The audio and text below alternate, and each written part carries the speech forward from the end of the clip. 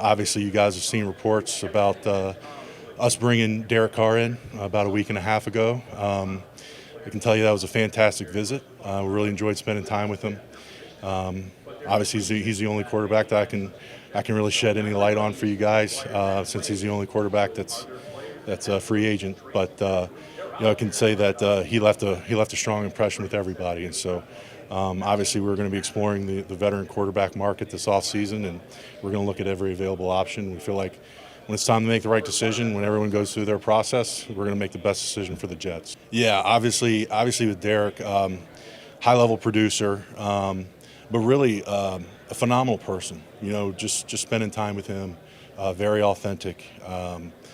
Again, ultra intelligent, just very comfortable in his own skin, and highly competitive. And on the tape, you see the talent, you see the release, the velocity, the way he gets the ball out, the decision making, the accuracy. So a lot of things to like. Look, I think it's hard to put an exact timetable. I think everybody would like it done sooner rather than later, but everyone has their own process.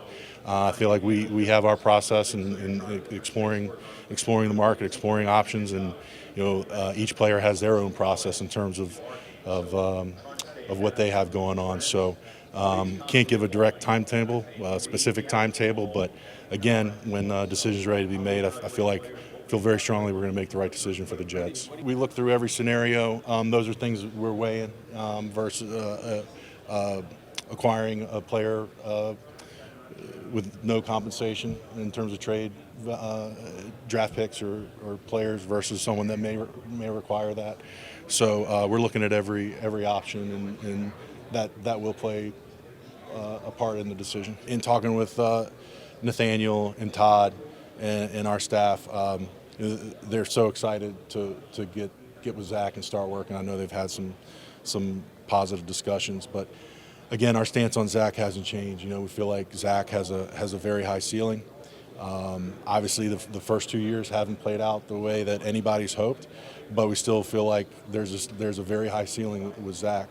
And in my time in the league, I've found that when players love this game and when players work their tails off, they usually hit their ceiling.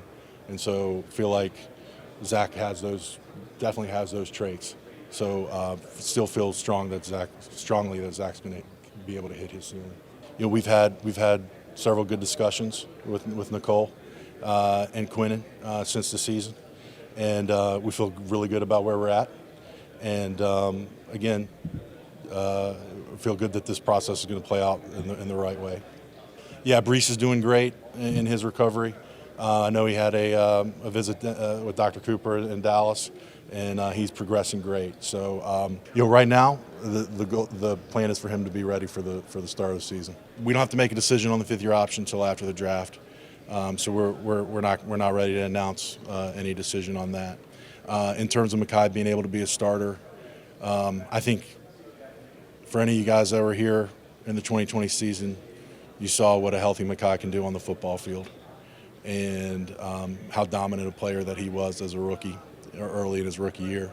And unfortunately, the last few years have been frustrating from an injury standpoint.